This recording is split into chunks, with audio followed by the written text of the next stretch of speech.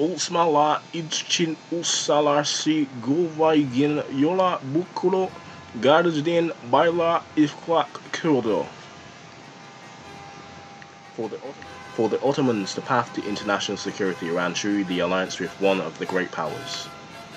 So, the Second Battle of Ramadi was ultimately a successful British effort to take the town of Ramadi, and it was mounted on September the 7th, 1917. By this time, the Turks had assembled a joint Turco-German force called the Yardım, the Thunderbolt Army Group.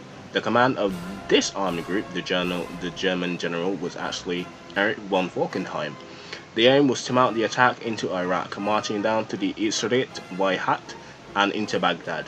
The threat never materialized, however, and the Germans were unable to complete the railway lines that were needed to support their troops in the field, and the Yemehri army group was redirected to the Palestine front. The threat of the Yardım army group spurred the British to make another attempt to take Ramadi. Control of the town also sought in order to deny the Turks access to fresh produce from the area, which was smuggled out of British-controlled areas, and to cut the desert road of the Kalabal in mid-September 1916. General Mudin ordered General Harry Brookins, command of the 15th Indian Division, to undertake the operation. The division was joined by the Brigadier General A.W. Andrews' 50th Indian Brigade at Fallujah, and set forward position to Mahaji in East Ramadi. By September the 20th, the Turks had dug in along the line of the sand dunes, known as the Muskarhad Ridge, about 6.5 kilometers, which is about 4 miles to the west of Mahaji. This main defense position was about 1.5 kilometers, which was an exact mile further west to the south of Ramadi itself. Brookins decided to mount a frontal attack on the south, which used the 6th Indian Cavalry Brigade to cut off the garrison lines in retreat of the west. This would pin the Turks in against the river, and there was no brigade at Ramadi.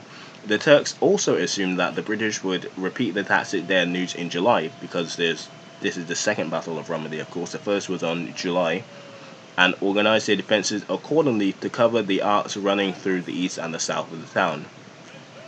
They expected to be able to use the roads to the west to retreat if necessary. Since July attack, the Turkish garrison had been substantially reinforced and numbered 3,500 infantry, 500 artillery, 100 cavalry, and 10 artillery guns. Brookins carried out an elaborate series of false preparations to bolster the Turks' belief that the British would once again seek to advance along the banks of the Euphrates. The Pontoon Bridge was built by Madhaj on September the 28th, 1917. Troops were encamped along the river, and friendly Arab tribes were recruited to move the supplies to the river banks opposite Ramadi. Brookins ordered to commence the attack, also deliberately vague, so they can conceal the true plans against the Turkish spies in Mahaj. So the course of the battle basically went at 9:45 on the night of September 27th.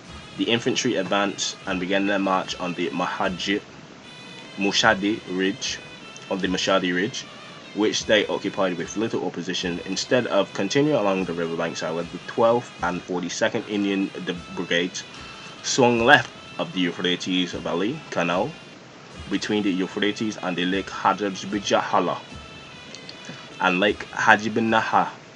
They secured the dams across the canal by 3 o'clock in the morning. On September the 8th, they advanced in the intense heat, which made it possible by water supplies changed by Brookins, which had established over 354 vans, which could transport up to 63,000 litres, which is about 1,400 gallons of water on September the 20th. Meanwhile, the 6th Cavalry Brigade had ridden across the desert and the south and the west of Ramadi and reached the road at 8 kilometers, which is 5 miles west of the town, by 4 o'clock, when they dug in to block any Turkish retreat. So they basically flanked around the Turks to prevent them, while deliberately doing the same tactics of July to make them feel, well, if they do this again, we don't need to retreat. But then they're going to break through, and then when they try to retreat, that is basically going to, well, let's not ruin the story. With artillery support, British forces advanced up the two ridges of the south of Ramadi to face the Turkish machine guns, rifle and artillery fire. Both were taken by the early afternoon on September the 28th. The garrison's last escape route was now Hajihala Azia. The route was now Hazia Bridge, which was on the west of Ramadi. As the battle continued on the night which brought moonlight, a column of Turkish infantry sought to fight its way out of the trap at 3 o'clock on September the 29th. Heavy British machine guns and artillery repelled them and drove the survivors back to Ramadi. After an hour and a half of fighting, the 39th Guadalajara rifles actually attacked the bridge, charging Turkish guns, firing on open sights, and took it by 7:30. Despite the suffering heavy casualties, only 100 men from these 3 assault companies made it through.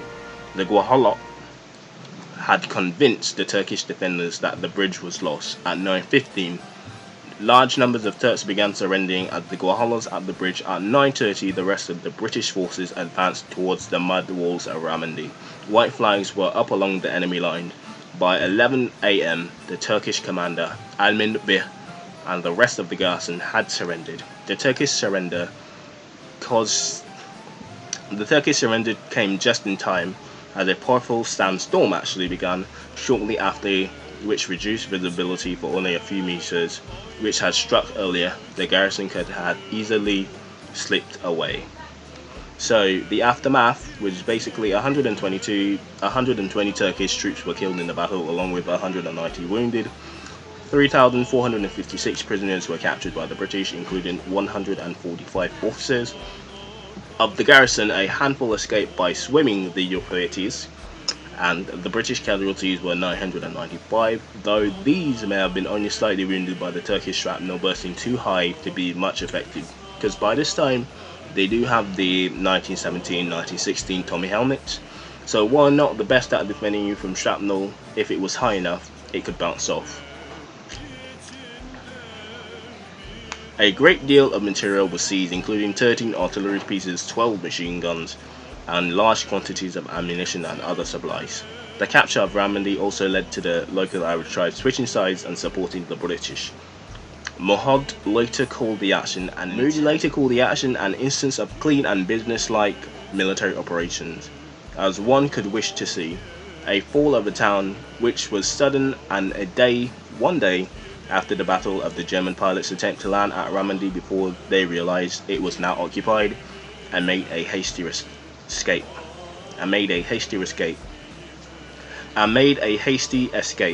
The town was deemed sufficiently secured that the following day the British decided to continue their advance on the assault of Piet, and the next major Turkish held town on the Euphrates River. And that ends the week. I know I'm late, but that's pretty much it. 2 days late, not too bad. 100 years ago, the Battle of Ramadi. And we could probably go over the first Battle of Ramadi, maybe next year, July, maybe later down in the week. I mostly made it Turkish because we haven't done a Turkish episode in a while, guys. Let's be honest. We have not done a Turkish episode in a while. So I hope you like it. Bit more enthusiasm, of course, 100th anniversary. You only get to do this once. And sorry for the Middle Eastern caricatures, but if you want to say in a British accent, you go ahead, dude. It may sound weird and sound wrong, but if you want to be politically correct, you say Halishdu Allah Ishna Allah Akbar in a British accent. And let's see, Allah Shnus Snunsa Allah Akbar. See, you can't do it. It's a real Middle Eastern tongue gargling up on the bridge of your tongue. But anyway, that's pretty much it.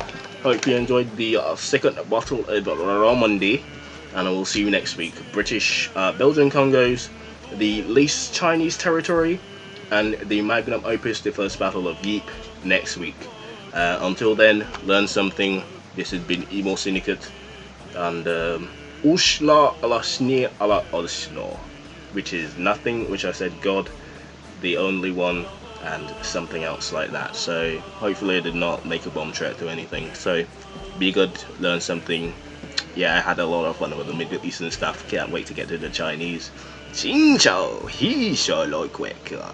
Later, guys, learn something. And don't be racist unless it deems to be racist. Nah, it's not racist. You need the accent. Trust me, guys. You need the accent. Alright. Learn something for the 4th time. See the ruler's tree. Learn something. Bye.